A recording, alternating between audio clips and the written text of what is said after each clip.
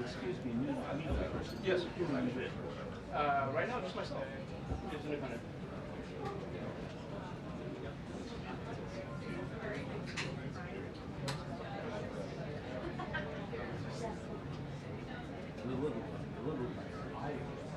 Oh, really?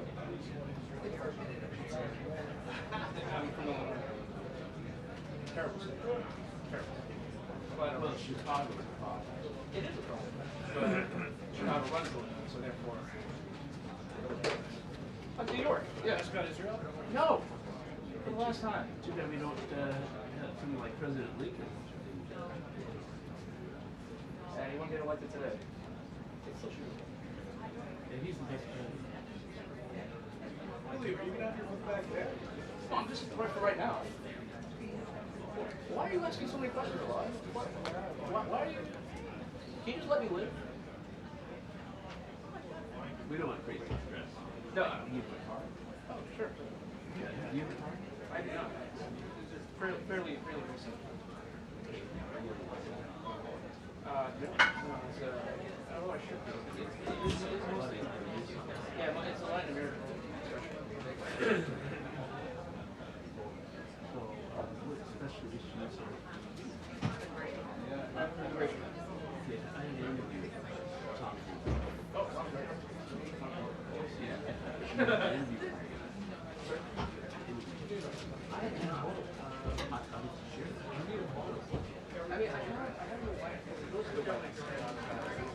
Like to set that up goes out of where yeah. What is it say? Oh, okay. Yeah, it's not here. Oh yeah. It's But we didn't talk about sex trafficking.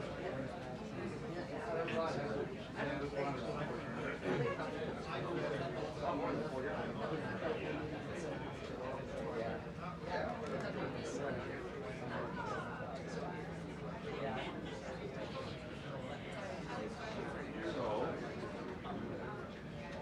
Troll Yeah, fucking. Oh no, dude. The administration's platform. a brown, all brown one, yeah. Token, yeah. Race sprayer, yeah, I know. Coconut, yeah, I know. I've heard it all. My number is 632. So I'm in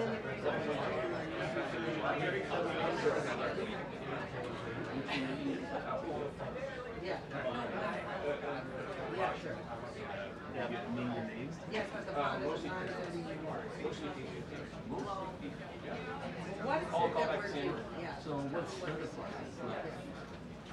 Right. Okay.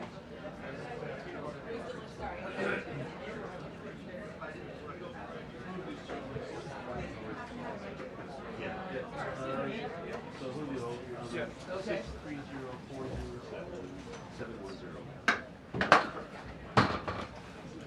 I'll share mine.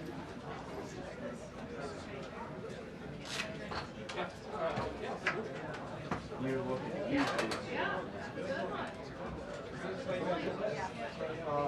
So seeing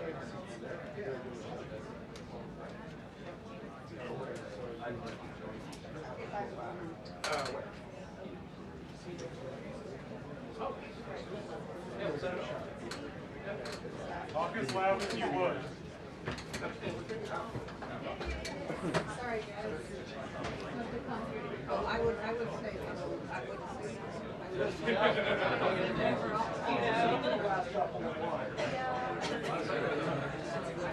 yes, especially and New York City, right? Yeah, you're good.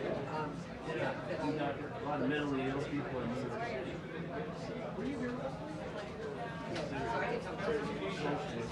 I gotta go back. I'll be right back. You want to leave your bag here? No, I got it.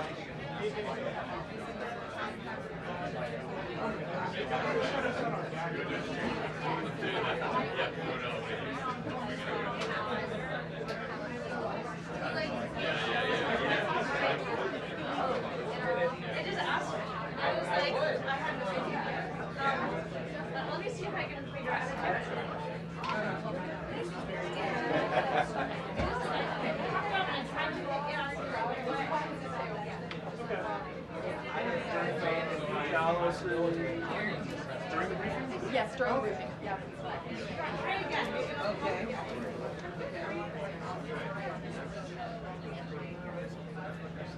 In 15 minutes. And then what's the second episode?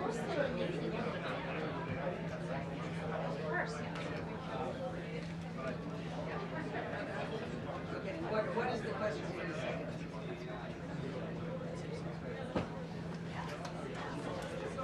Okay. Okay. Sure. Sure.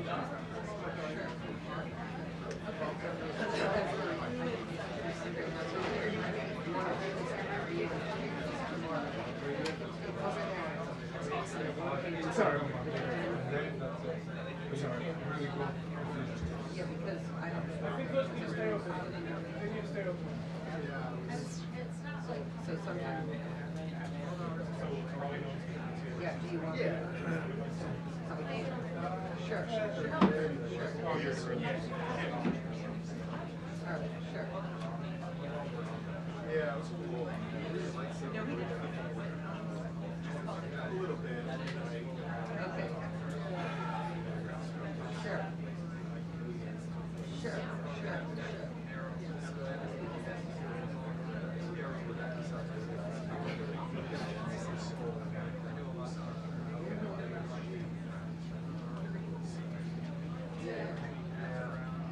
Okay. Sure, sure. And you can go back and find this. I'm sure it wasn't. I don't know. But, you know.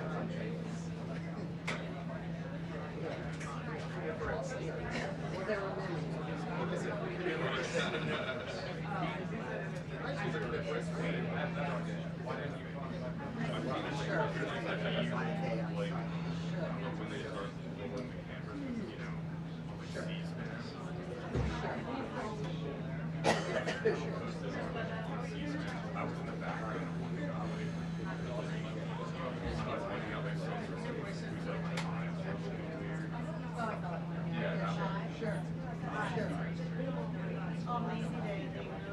Sure. Sure. No problem. No.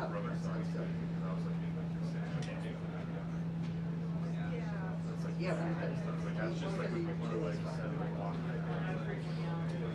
okay, thank you so much. No, that's great. Okay. Okay, great.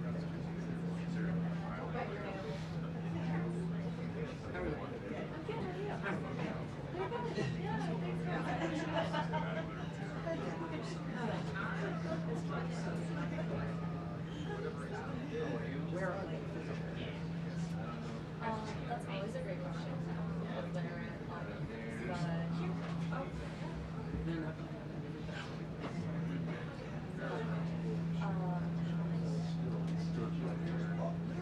yeah, I usually start with that. I think just like about my mom is here.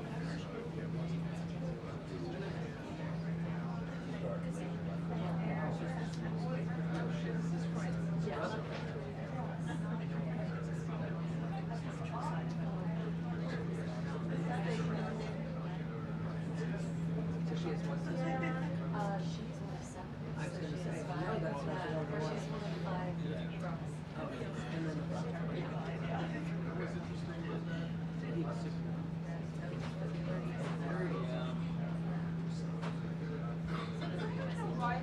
But that's all. That's a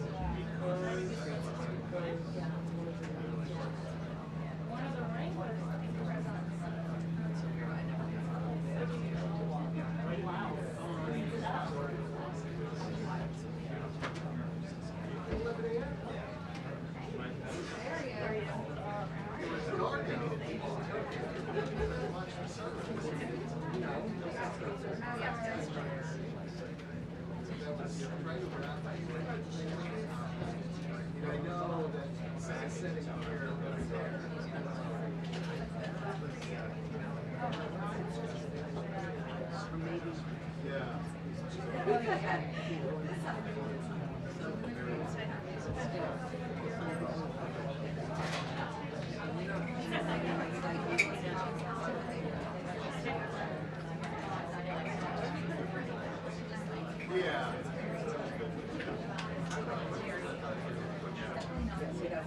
And also, it could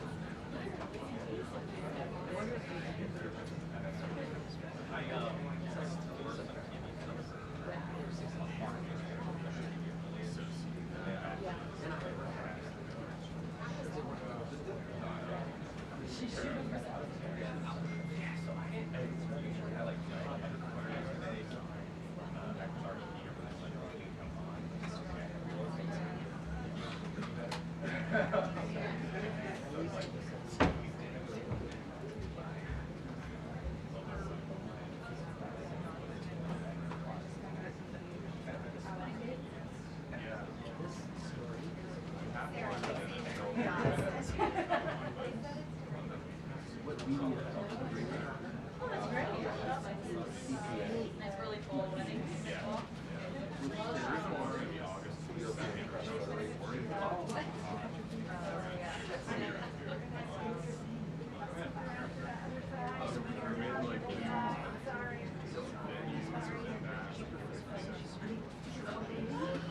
What have been doing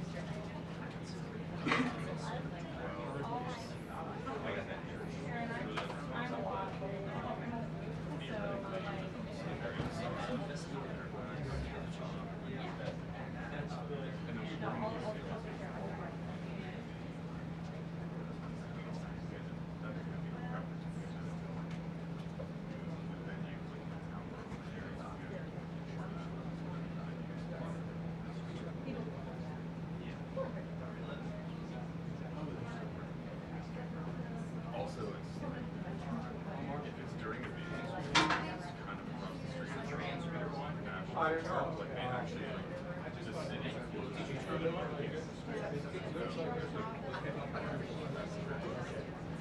mean, there is.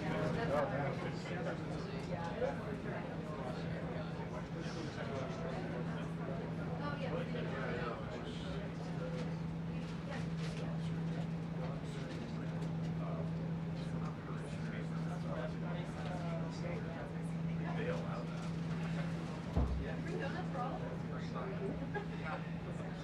But we do have a venue. And the church in New York.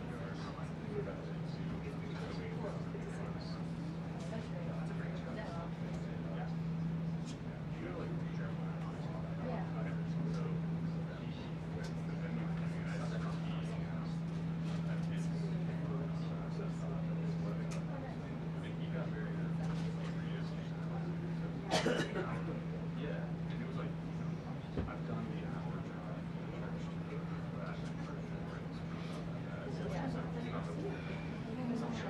Yeah, but kind of taking it right now.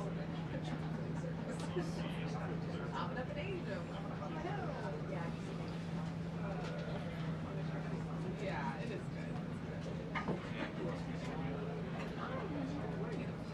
I missed you there, sorry.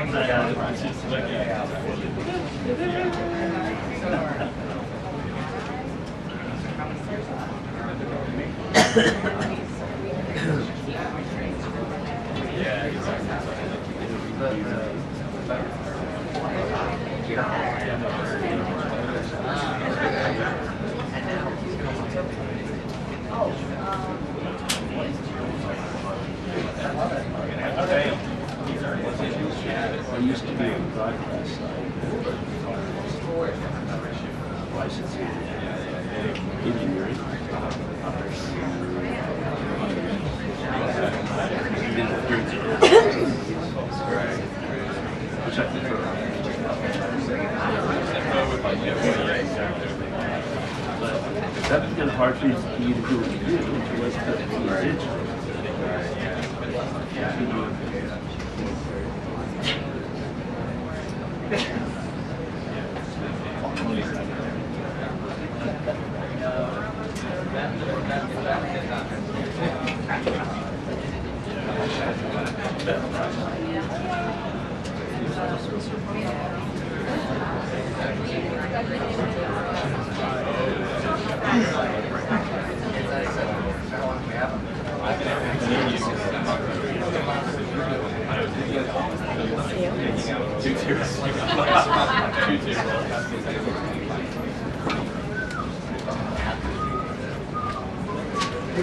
Patrick. Question? Not up to me.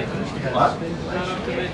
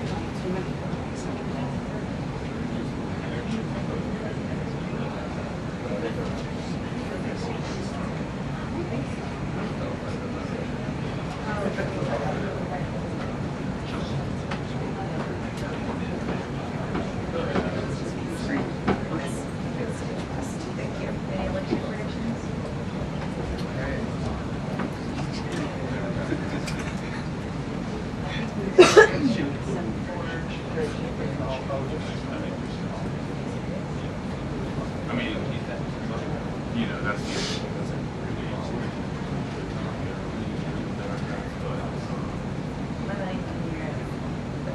No actual marshmallow. yeah, I mean, it didn't sway the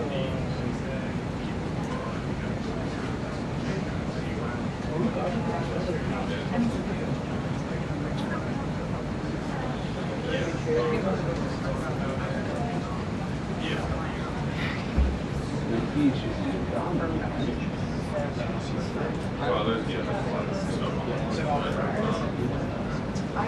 Yeah, I think that if yards,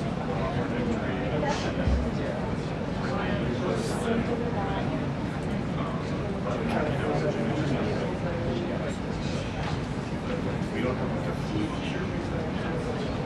Did you voters? Yeah.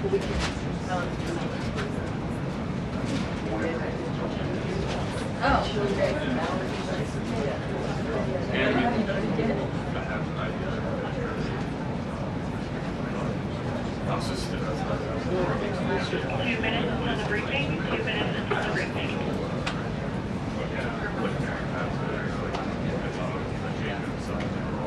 Yeah. Wow. For sure.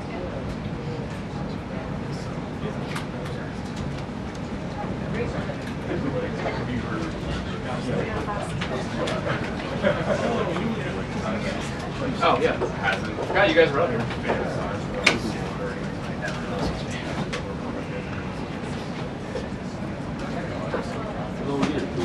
How you doing? Yeah, there was a debate about the door. There was a debate about the door. Something about the temperature.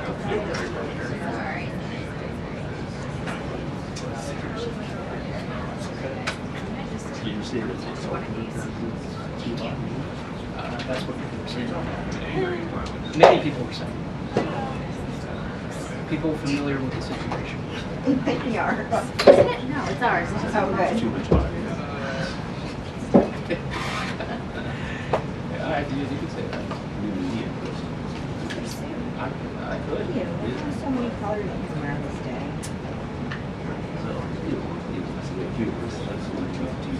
Oh, absolutely. Oh, I'm all for it.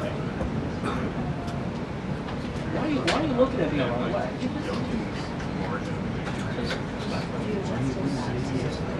Yeah, what do you got? A lot. Last time in Asia, it was E-L- 2 weeks. E-L-A-A-D. I think, right? That's what It's a lot. It's a lot. Yeah, Means God forever. It means what? God forever. I don't have a problem with that. Yeah, July. The month. Okay. But it sounds nice. At least it's not like Pepe or Pablo. Yeah, switch it up. Jose. Jose, yeah. Hey, good to see you. Nothing wrong with that. It's just. Or Jorge. Or Jorge Ventura. Yeah. First and last.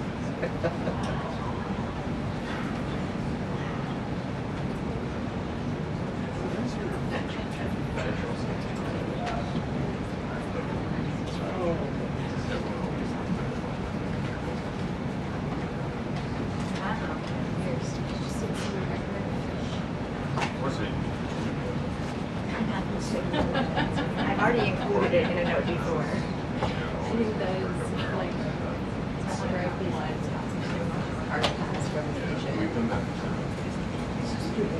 I don't know.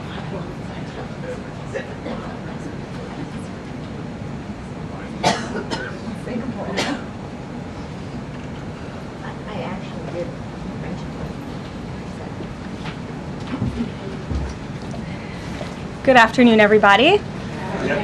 Nice to see you on this beautiful fall afternoon. We are now on day 35 of the Democrat government shutdown. The Democrats' obstructionism will break the record for the longest government shutdown in American history tonight. The Democrats are intentionally hurting American families, workers, and businesses with this shutdown to fight for free health care for illegal aliens and to appease their radical left-wing base. And it's a total disgrace. This past weekend, Americans traveling to weddings, funerals, vacations, and meetings faced significant flight disruptions at airports across the country because of staffing shortages. On Sunday alone, more than 5,000 flights traveling to and from U.S. airports were delayed. Since the Democrat shutdown began, 4 times as many staffing shortages have been reported at air traffic control facilities compared to last year. TSA checkpoint wait times ballooned past 3 hours at Houston's George Bush Intercontinental Airport, with some passengers enduring up to 5 hours in line. At nearby William P. Hobby Airport in Texas, security wait times are routinely exceeding 1 hour. More than 13,000 air traffic controllers are continuing to work without pay. Because of the Democrats, these men and women who keep our airspace safe and moving will miss a second paycheck in a row this Friday if Democrats refuse to open the government. Let me be clear to our incredible air traffic controllers across the country. President Trump and Republicans want you to get your paychecks. They want you to be paid. Please call on your Democrat senators and tell them to side with President Trump and Republicans to vote to reopen the government. Our nation's 4 largest airlines, United, Delta, American, and Southwest, have now all endorsed the Republican, nonpartisan, clean funding bill to end the government shutdown. Major unions, collectively representing tens of thousands of pilots, have also joined the airlines in calling on Democrats to pass the clean, nonpartisan CR. The travel industry is also imploring Democrats to end the shutdown and reopen the government. Nearly 500 companies and groups in the travel business, including casinos, hotels, and convention bureaus, signed a public letter warning that America's travel economy has already lost $4 billion due to this Democrat shutdown, and they have called for the Republican CR to be passed, saying Americans expect and deserve a fully functioning federal government during the peak holiday travel season. Never before have we seen private industry and union leadership so unified on the same issue, rallying behind Republicans in such a vocal way. The Democrats have completely lost the plot. They are endangering the safety, prosperity, and livelihoods of millions of Americans. It's well past time Democrats do what they did 13 times under Joe Biden and pass the clean funding bill extension. All we need are 5 Democrat senators to put country over party and vote to end this reckless shutdown. In other news, tomorrow will mark the 1-year anniversary of President Trump's historic election victory, where he won nearly 80 million votes, the popular vote, in all 7 swing states. This was the ultimate poll on November 5th. The president secured a mandate to make America great again, and he has delivered in record time. Never before have we had a president who has kept their promises like President Trump has. I'd like to go over a few of those with you. In less than 10 short months, President Trump signed the largest middle-class tax cut in history, including no tax on tips, overtime, and Social Security to put more money back into the pockets of the American people. The president ended the southern border invasion of the Biden administration, made our border the most secure in history, and he is carrying out the largest mass deportation campaign of illegal aliens in our nation's history to protect our homeland, just as promised. President Trump has aggressively taken on drug cartels by declaring them as foreign terrorist organizations and even blowing up narco-terrorists who have tried to poison the American people with fentanyl and other illegal narcotics. President Trump defeated the Biden inflation crisis, and he continues to implement a pro-growth, America First economic agenda to make America affordable again, and we are seeing the results of that every day. Inflation has remained low and steady, averaging just 2.5% compared to the painful average of 5% under Biden, and we know it was historically higher than that for most of President Biden's term. Meanwhile, real private sector wages are on track to rise by almost $1,500 since President Trump took office, a significant change to the Biden years where private sector wages declined and were being wiped out by inflation.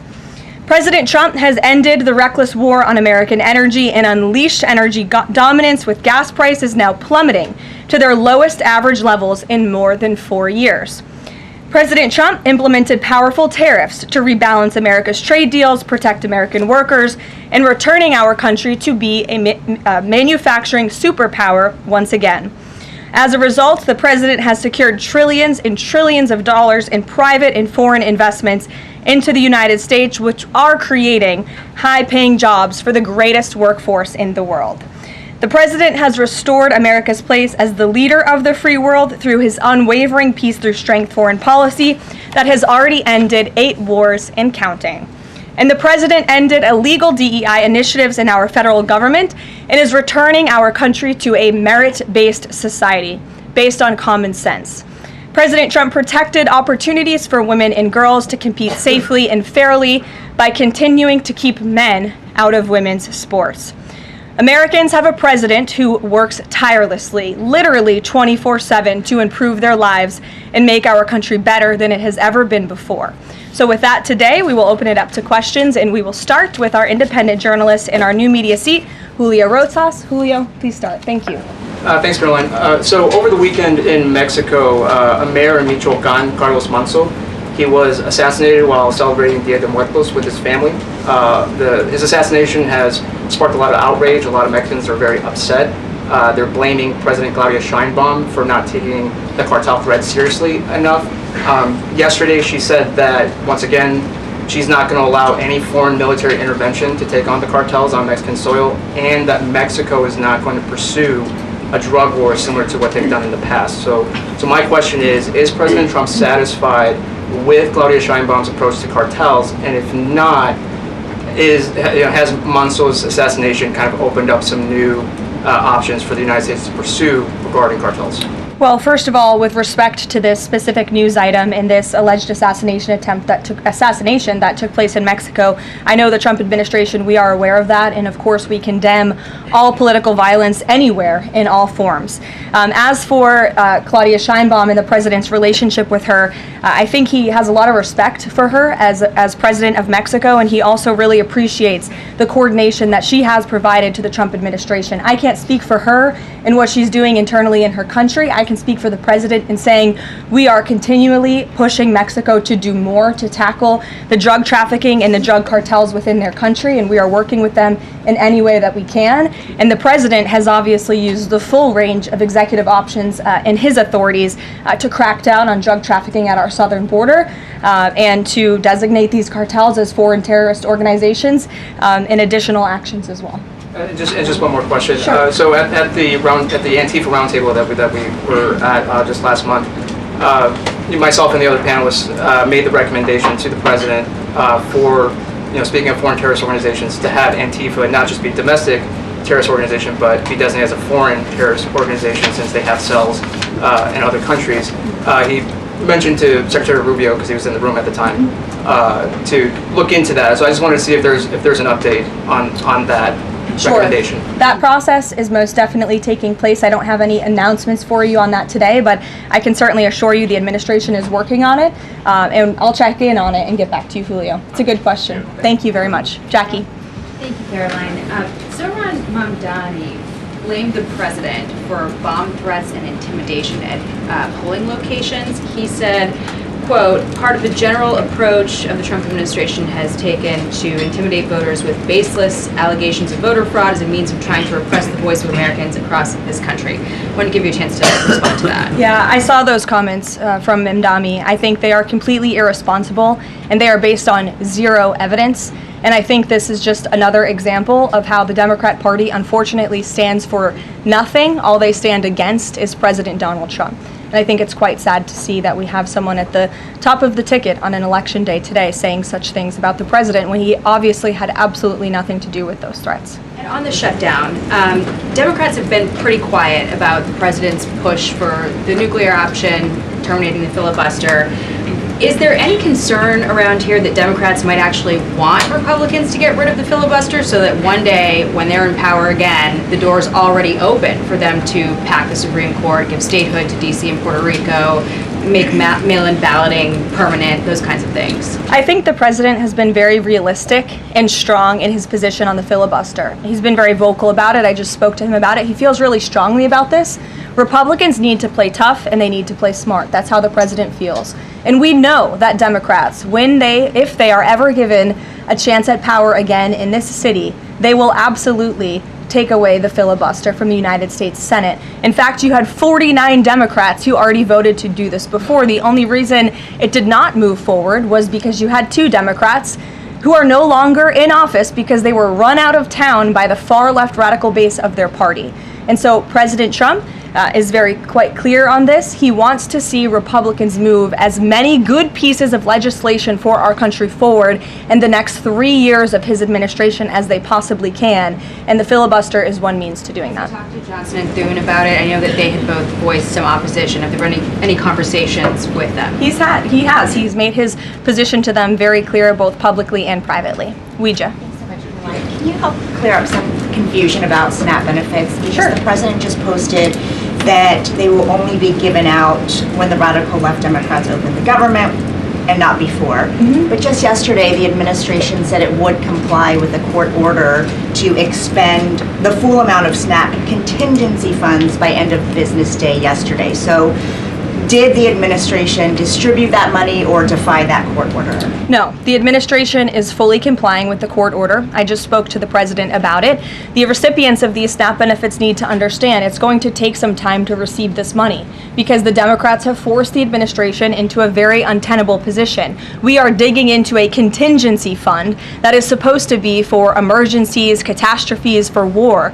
And the president does not want to have to tap into this fund in the future, and that's what he was referring to in his Truth Social post. So the Department of Agriculture, as for the latest SNAP payment in the judge's order, put out guidance to states today on how to get that money to the recipients of SNAP. But it's going to take some time. The best way to get the full amount of SNAP benefits to those beneficiaries is for Democrats to reopen the government. So to anyone who is a SNAP beneficiary at home who needs that assistance, and the president was just saying, this is for people who are truly needy, who need food, who need this assistance from the United States government. Democrats are holding it up and making it difficult for the administration to get those payments out the door. So if you are at home and you want your SNAP benefits, call the Democrats and tell them to reopen the government. Logging that contingency fund for the future if this shutdown lingers on? Look, the president does not want to have to continue to dip into a contingency fund that doesn't even have enough money, by the way, to fund the full program. It takes $9 billion to get the full scale of the benefits out the door. This contingency fund only has about $5 billion in it. So again, Democrats need to reopen the government so we can get these benefits out the door for people who truly need them. Kate. Thanks. The president suggested that if Mamdani wins, that he would cut federal funding to New York. How much funding would be impacted? What would be impacted there? Well, look, we won't get ahead of the election results, nor will I speak to what the president may do in the future. We'll see how tonight goes, and then I'll let him speak on it further. And why did the administration exclude Democratic lawmakers last week? There was a briefing about U.S. strikes on alleged drug trafficking boats. Why were those Democrats excluded? The administration has briefed Congress on these matters 8 separate times, and Democrats have been included in those briefings. In fact, I know that Secretary Rubio will be on Capitol Hill tomorrow to brief the Gang of 12, which includes Democrats as well. So the president's made it very clear, if senators want to understand the administration's operations against narco drug traffickers, we are very happy to speak with them about that, and we will continue to do so. But we've been incredibly transparent. As I said, there's been 8 briefings on this topic, with the 9th coming tomorrow. Rachel. Thanks, Caroline. There's been some reporting out there about the possibility of furloughed workers not getting back pay. We know that the president signed that bill into law in his first term. Does the administration guarantee that all furloughed workers will get back pay? This is something we are very much open to discussing with Democrats as part of the discussions about the continuing resolution to keep the government open, and it's something that Republicans are talking with Democrats about right now. I won't get ahead of those negotiations or discussions. That's a possibility that may not happen, even though it's law. I just said Republicans in the White House are very much open to discussing this with Democrats. And just one last question. As this government shutdown now drags on, about to make history as the longest government shutdown in American history, can you talk about what the president is personally doing to try to see an end to this? He's pushing Republicans to keep voting. and to keep opening up the Senate floor to vote for the clean continuing resolution. He had the Senate Majority Leader and the House Caucus Leader, Hakeem Jeffries, here at the White House to talk about this in the very early stages, to give them a chance to come to their senses and avoid this entire government shutdown at the very beginning. And they chose not to. And I think it's been very clear to everyone in this room and to everyone across the country that the Democrats are playing partisan politics with our United States federal government. And all Republicans have wanted to do for the last 35 days is reopen the government. That has been the president's position since day one.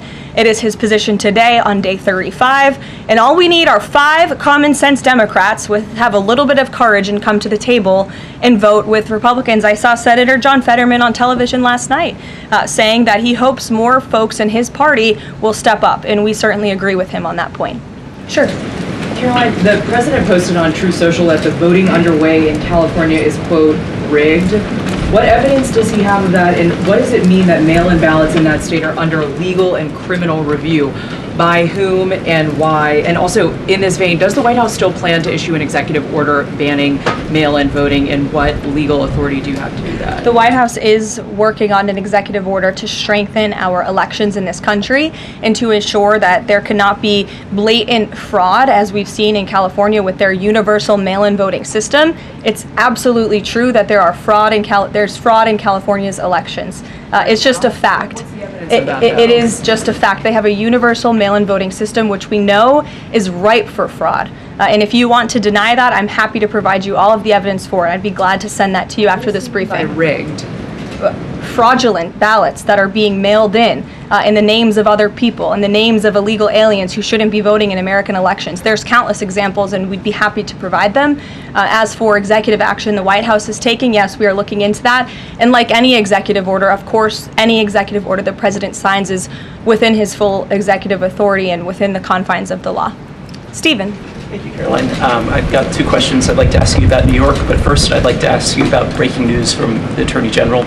She revealed just about an hour ago that the Biden Justice Department seized President Trump's official first-term phone and subpoenaed his private phone records.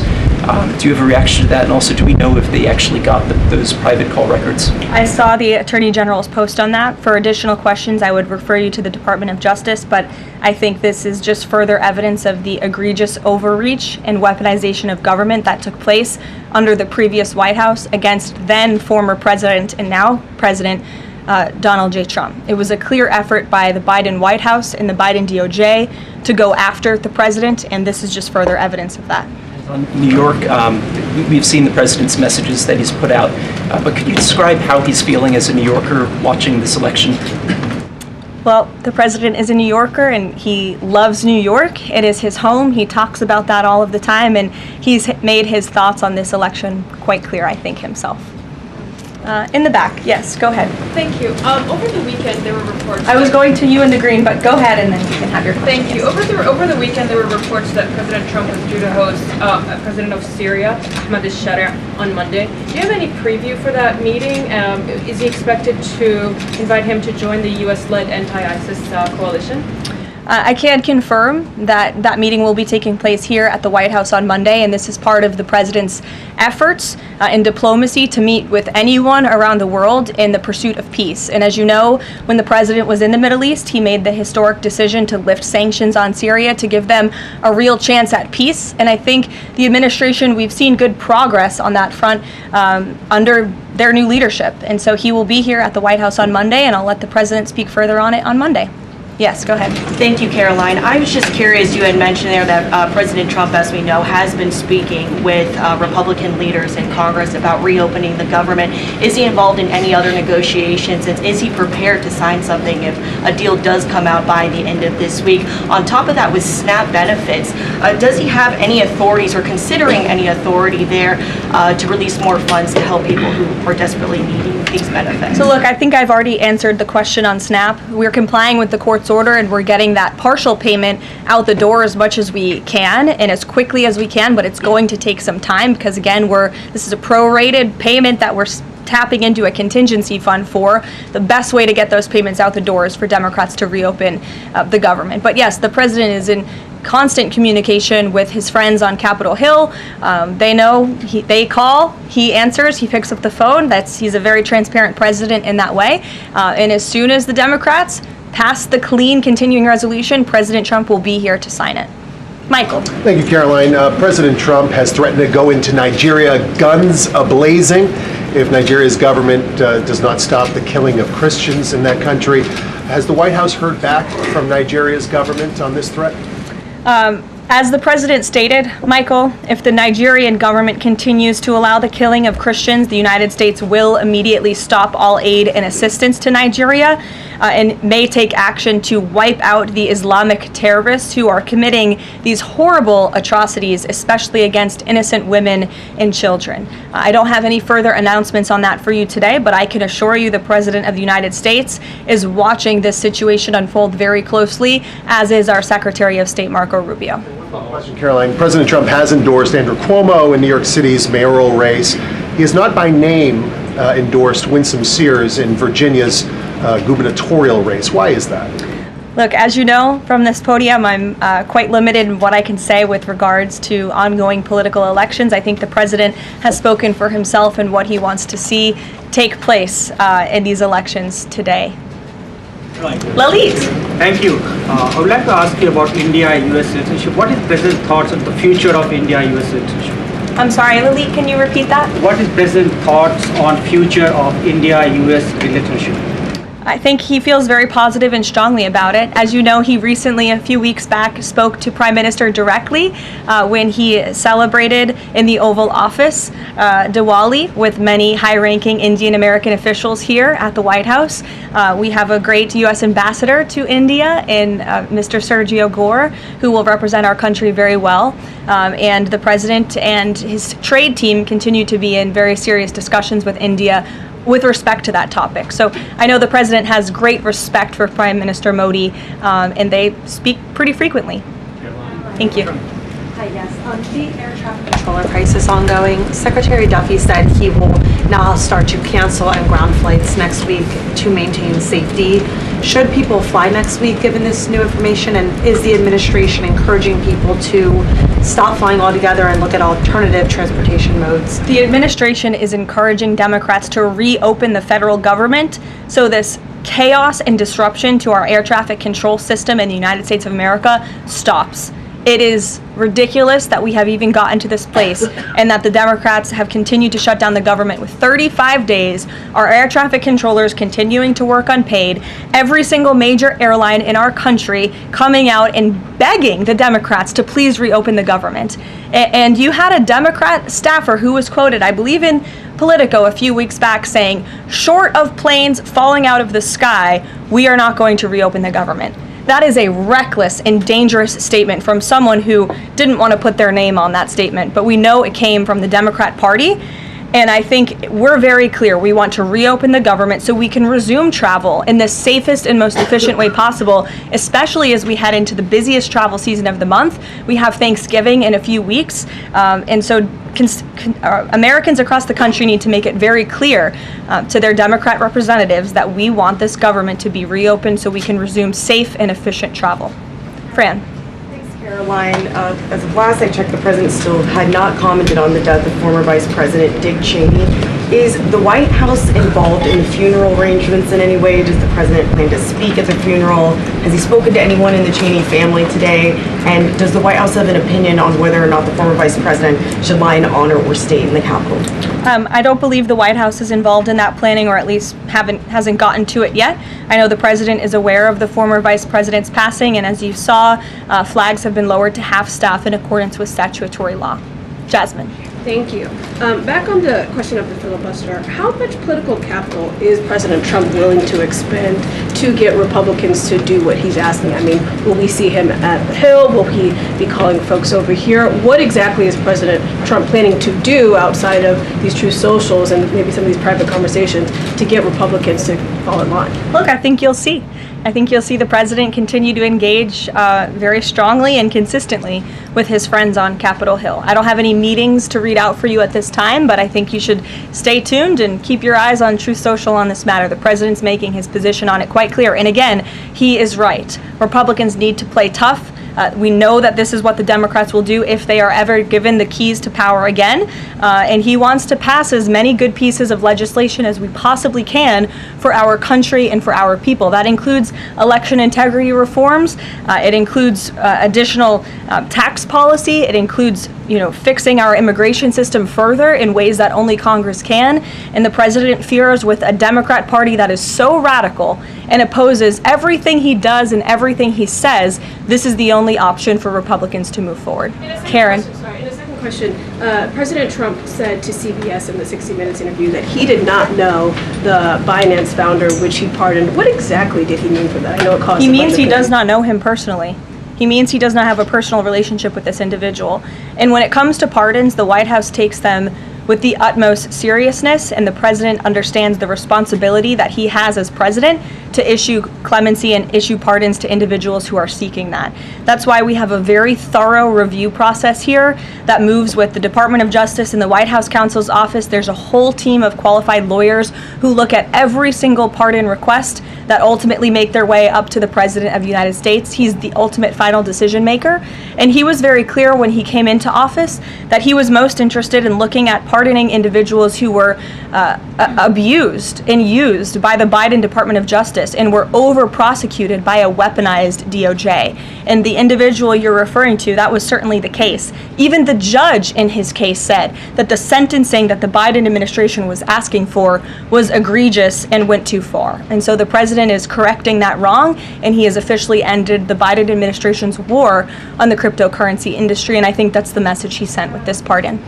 Karen, yes. Back on the issue of back pay for furloughed workers, you said that the White House is open to discussing that with Democrats, but what would that discussion even be? There was a law, the president signed it in 2019. What could a discussion look like? Why is that even open for discussion? Look, Karen, as I said, Republicans are talking about that with Democrats right now, and I don't want to get in the middle of those sensitive conversations. But as we've complied with the SNAP order, the White House, the administration is always going to comply with the laws. We're always going to comply with the ruling of judges across the country. But the Republicans are discussing this matter with Democrats right now. Why would there even be a consideration of not paying those workers, though, Karoline? News Nation. Big day in the Supreme Court tomorrow with President Trump's tariff policy facing a legal challenge. What's at stake with that case? And if the Supreme Court rules against the Trump administration, what is Plan B for trade policy? I'll tell you, the White House is always preparing for Plan B. It would be imprudent of the president's advisors not to prepare for such a situation. With that said, we are 100% confident in the president and his team's legal argument in the merits of the law in this case, and we remain optimistic that the Supreme Court is going to do the right thing.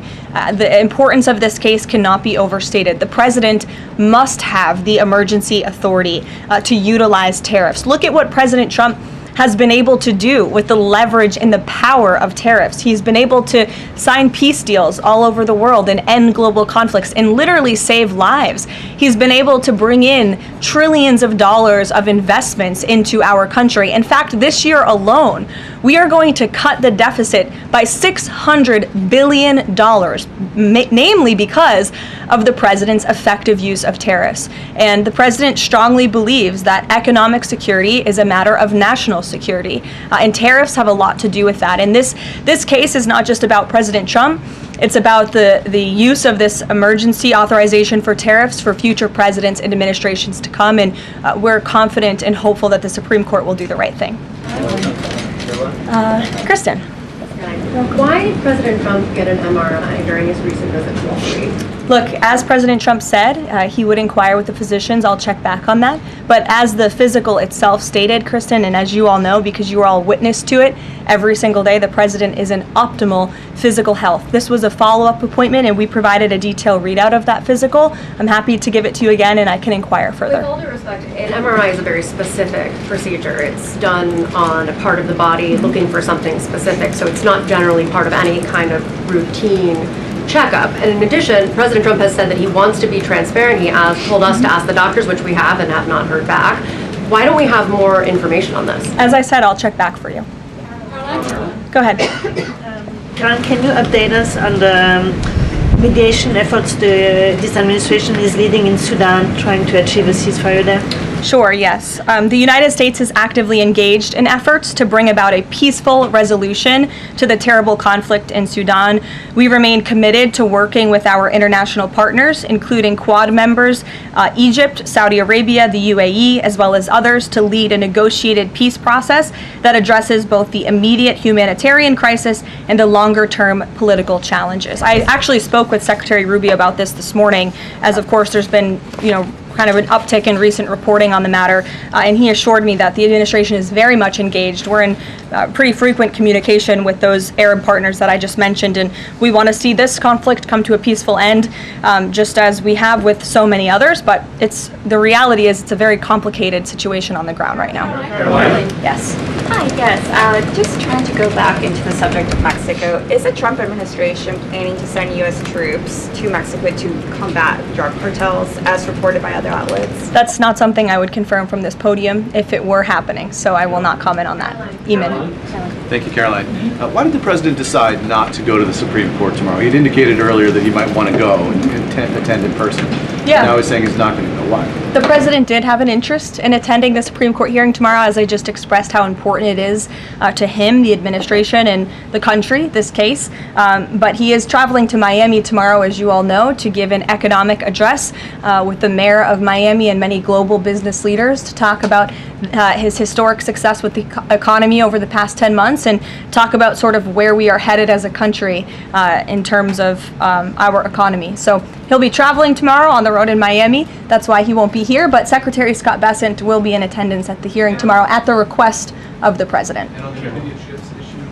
He has said that he doesn't want to export the high-end NVIDIA chips to China, but the Wall Street Journal reported yesterday that there was some question about whether the president would raise this as a possible concession with the Chinese side during his meeting with Xi Jinping. So does the White House consider NVIDIA chip exports to China to be a closed issue right now, or is this an ongoing negotiation between the United States, China, and NVIDIA at this point? The president has made his position on this very clear, both to the Chinese and also to all of you. He's answered this question directly. As for the most advanced chips, the Blackwell chip, that's not something we're interested in selling to China at this time.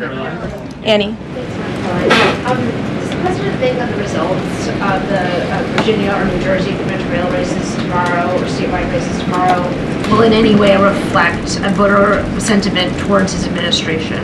Look, Annie, I'm not at liberty to talk about the election results, and I certainly won't get ahead of them. I'm not going to engage in hypotheticals that may or may not happen tonight. We'll have to watch and see. And I'm sure you'll hear directly from the president tomorrow on that point. Quickly on Snap, just really quickly, is there anything that prompted the president's tweet this morning? Because it did seem quite different from some of his other communications about Snap. It seemed a little bit out of the left field. I'm just wondering if he had a conversation or if there's anything you're aware of that caused him to decide to, at around 11 o'clock, to send out that message. Look, the president is constantly well read on the news, as you know, and he is very much aware we are in day 35 of a government shutdown in which these SNAP benefits, we're pushing them out the door. USDA put out that guidance to the states this morning. The president was aware of that, and he wants to make it very clear that these benefits are in jeopardy because of the Democrats, and they should just open the government so that we can continue getting these funds out the door in an easier and more efficient way. There's some new reporting that just dropped a few minutes ago that the Trump administration is negotiating with the makers of Ozempic to sell some weight loss drugs for $149 a month. That's according to the Wall Street Journal. Do you have any more information on that? Can you confirm that? I think the president has said himself in previous Most Favored Nations announcements that this is something that the administration has been engaged in and looking into. I won't get ahead of the president on any future announcements, but I will echo his strong commitment to bringing down drug prices in this country. And you've heard it directly from Secretary Kennedy and Dr. Marty McCary and his entire Health and Human Services team, how committed the president is to bringing down the cost of drugs, and we're working with pharmaceutical companies to do that every day. Very quickly, Caroline, on SNAP. I know it's been asked, and I know we just asked it, but I want to put a fine point on it. You talked about the president's post here, and he wrote that SNAP benefits will only be given when radical left Democrats open up the government. I understand your previous answers, but as written, how would that not violate a court order as it's written? I've now answered this question several times, Gabe. We are complying with the court's order. We are getting the payments out the door as quickly as we can. USDA sent the guidance to the state. The president is referring to future SNAP payments. He does not want to have to keep tapping in to an emergency fund and depleting it. In the case of a catastrophe in this country, he wants to have those funds preserved, as they should be. And he's made it very clear Democrats should reopen the government. I have one final positive note for all of you. I told you I would keep you posted when the White House would resume public tours. Well, I'm pleased to announce the Office of the First Lady has reopened the doors for public tours on Tuesday, December 2nd. There will be an updated route, of course, for guests in light of the ballroom construction that's taking place, but we very much look forward to celebrating the holiday season. And the public and members of Congress and anyone who wants to come visit the First Lady's beautiful decorations is welcome to go to whitehouse.gov/visit to sign up for a tour. Thanks, guys. We'll see you tomorrow.